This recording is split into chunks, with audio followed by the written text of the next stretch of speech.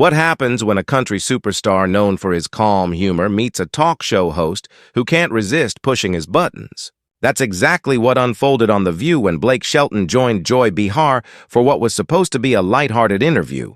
Cameras rolled, smiles gleamed, and the banter started easy. But behind those smiles, tension was brewing.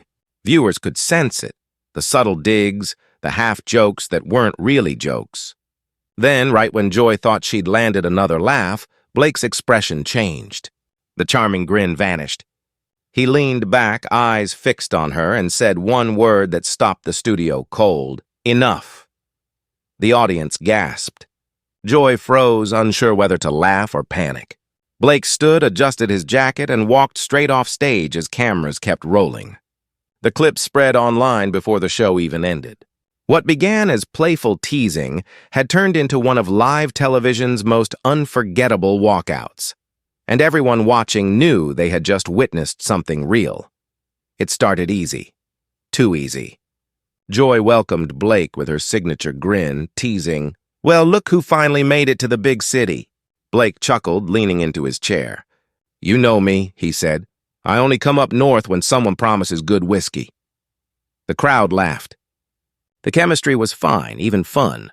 Joy asked about his tour, Gwen Stefani, his time on The Voice.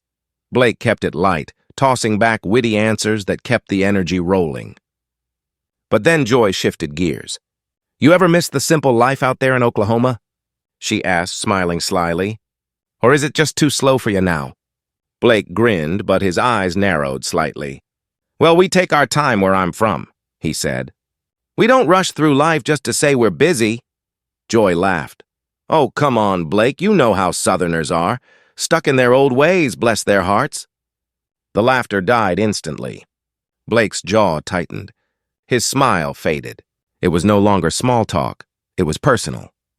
Joy leaned forward, sensing the shift, but pressing anyway. "I mean, really," she said. "You country folks sure do hold on to the past. Do you even believe in progress out there?" The crowd chuckled uneasily. Blake's eyes flickered toward the audience, then back to her. "What exactly do you mean by that, Joy?" he asked slowly. His tone was calm, but every word carried weight. "Oh, relax, it's just a joke," Joy replied, waving her hand. "You can't tell me Southerners don't take themselves a little too seriously sometimes." Blake sat forward now, his elbows on the table. "There's a difference between having pride and being a punchline," he said firmly. The studio went silent. Joy laughed nervously. "Oh, come on, don't get all serious on me." Blake's voice deepened. "When you start mocking where people come from, that's not funny, that's disrespect." The audience began to clap softly.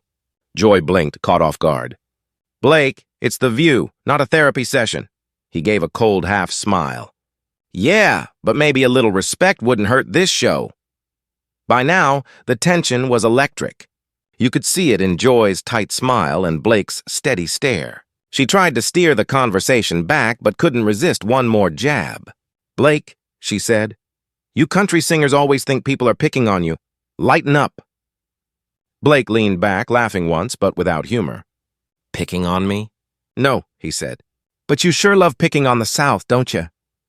The audience gasped. Joy rolled her eyes. "Oh, come on, it's just TV." Blake's voice dropped low. "Then maybe you should remember that people like me still have to go home after the cameras stop." The room was dead silent now.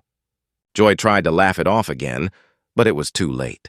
Blake stood up slowly, towering over the table. "I came here to talk music, not to listen to someone insult millions of good folks watching right now."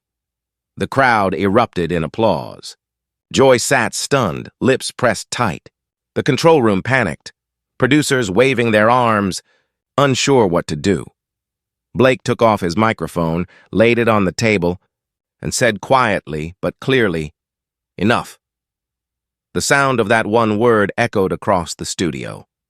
Joy froze mid-sentence, mouth half open. "Oh, come on, Blake, sit down," she said weakly, half smiling. But he didn't even glance back. "There's a line, Joy," he said, turning toward the cameras. "You crossed it." The audience was on its feet, clapping, cheering, and gasping all at once. Joy's co-hosts sat frozen, not daring to interrupt. Blake nodded toward the crowd, gave a polite wave, and walked straight off the set. You could hear his boots echoing down the hallway as the cameras awkwardly cut to commercial. Behind the scenes, producers scrambled, voices overlapping. "Get him back! Keep rolling!" But Blake was gone. In those few seconds, he had said everything he needed to. His walkout wasn't loud, it was powerful. The clip would soon become the talk of the internet, replayed millions of times, symbolizing a moment of pure dignity under pressure. Within hours, social media exploded.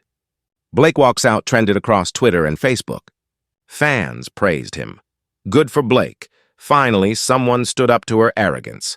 Others defended Joy, calling it an overreaction. Talk shows replayed the clip endlessly. News anchors called it the walkout heard round the world. Joy made a brief on-air comment the next morning saying, "I guess Blake can't take a joke." But the audience didn't laugh. Meanwhile, Blake tweeted, "Respect isn't optional. I stand by what I said." The post hit over 1 million likes in 24 hours. A few days later, during a concert in Nashville, Blake addressed it directly. "Y'all saw what happened," he said with a grin. "Sometimes the best way to handle nonsense is just to walk away." The crowd roared. He lifted his guitar and strummed into God's Country, his anthem of pride and resilience. By the final chorus, everyone in the arena was standing, not just for the song, but for what it meant. That standing up for where you come from will always be something worth walking out for. If you felt that chill when Blake Shelton stood up, looked Joy Behar in the eye and said, "Enough," then this is your moment to hit that like button right now. Because sometimes walking away isn't weakness, it's power. Blake didn't raise his voice, didn't argue. He simply stood for respect. And that spoke louder than anything else could. Make sure to subscribe for more raw, real moments like this. No fake drama, no filters. Just the truth behind what really happens when celebrities reach their breaking point on live TV. Tell us in the comments, were you Team Blake or Team Joy? Do you think he did the right thing by walking off, or should he have stayed and said more? Your voice matters here. This channel is about your take on the moments everyone's talking about. And don't forget to turn on notifications. Because every week we drop the biggest celebrity showdowns and behind-the-scenes clashes first, before anyone else does. Like, comment, share, and subscribe, because respect isn't just earned, it's demanded.